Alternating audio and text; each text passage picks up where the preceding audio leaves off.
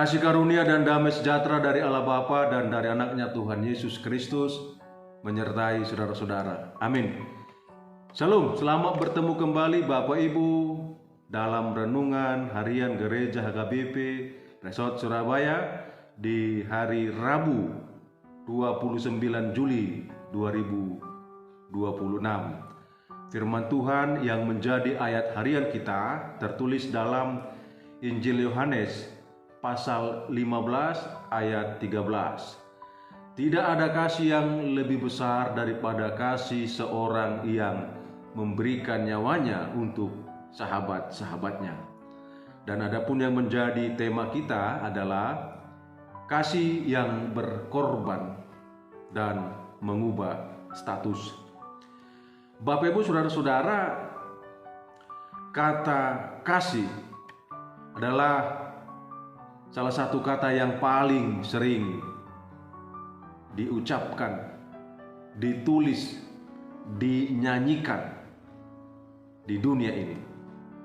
Namun ironisnya, kata ini juga menjadi salah satu kata yang paling sering disalahartikan. Dunia ini mendefinisikan kasih berdasarkan emosi, keuntungan timbal balik, atau kenyamanan semata. Namun ketika kita membuka lembaran Alkitab, khususnya dalam Yohanes 15 ayat yang ke-13, Tuhan Yesus memberikan definisi dan standar kasih yang berbeda sekali, bahkan menjungkirbalikkan ukuran dunia. Yesus berkata, tidak ada kasih yang lebih besar daripada kasih seorang yang memberikan nyawanya untuk sahabat-sahabatnya. Mari kita renungkan paling tidak hal-hal penting dari firman Tuhan ini yang menjadi kebenaran untuk membangun rohani kita. Yang pertama, puncak tertinggi dari kasih adalah pengorbanan. Yesus tidak berkata, tidak ada kasih yang lebih besar daripada ucapan yang manis atau memberikan materi yang berlimpah.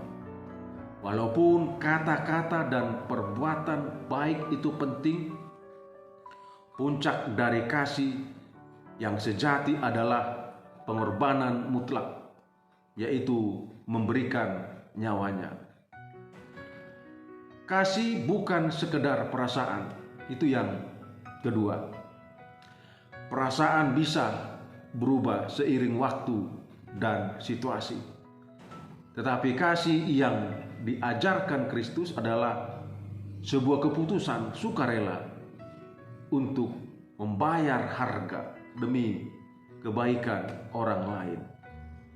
Teladan nyata, Yesus membuktikan kalimat ini. Kalimat ini bukan sekedar teori retorika.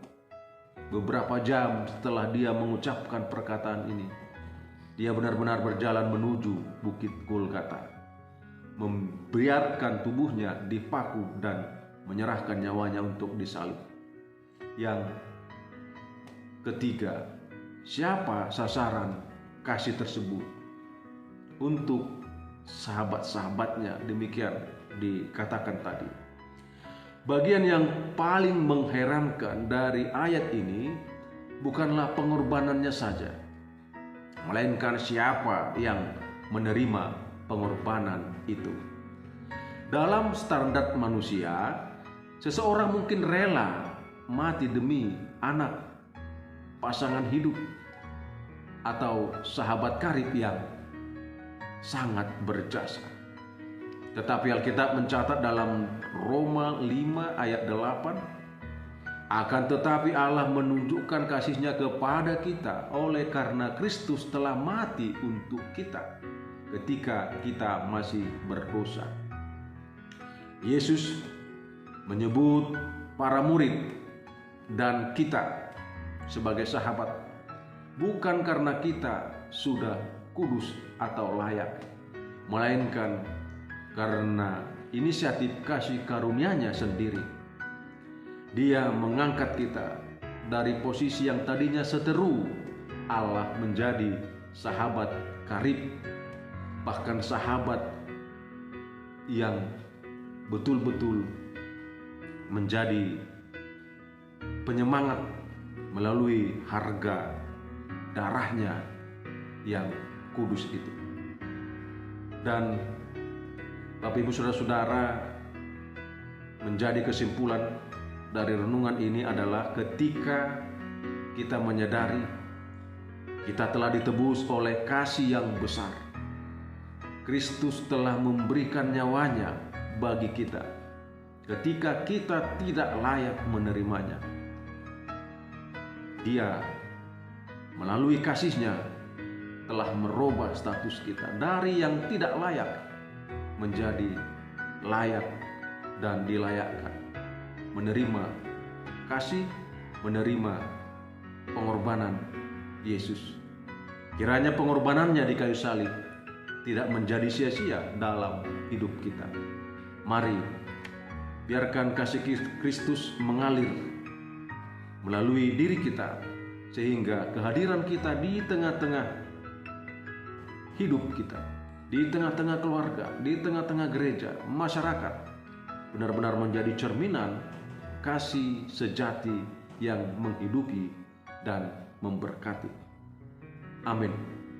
Tuhan Yesus memberkati. Kita berdoa.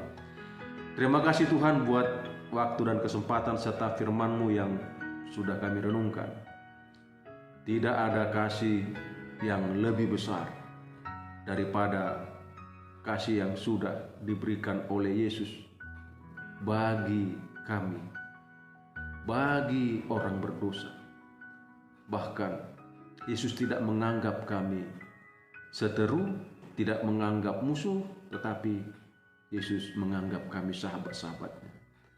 Tuhan, ajari kami untuk bisa menjadi pelaku-pelaku firman-Mu, terutama untuk menampilkan tindakan kasih dalam kehidupan kami sehari-hari, dimanapun kami bekerja, berada, dan dimanapun kami mengupayakan agar kasih itu benar-benar membawa lebih banyak orang kepada keselamatan yang sudah nyata di dalam Kristus Yesus. Oleh karena kasih Tuhan Yesus, maka kami diampuni, dosa kami dihapuskan. Berkati gereja-Mu, berkati seluruh jemaat-Mu. Ampuni dosa kesalahan kami dalam Kristus Yesus. Kami sudah berdoa dan mengucap syukur. Anugerah Tuhan kita Yesus Kristus, kasih setia Allah Bapa dan persekutuan Roh Kudus menyertai saudara-saudara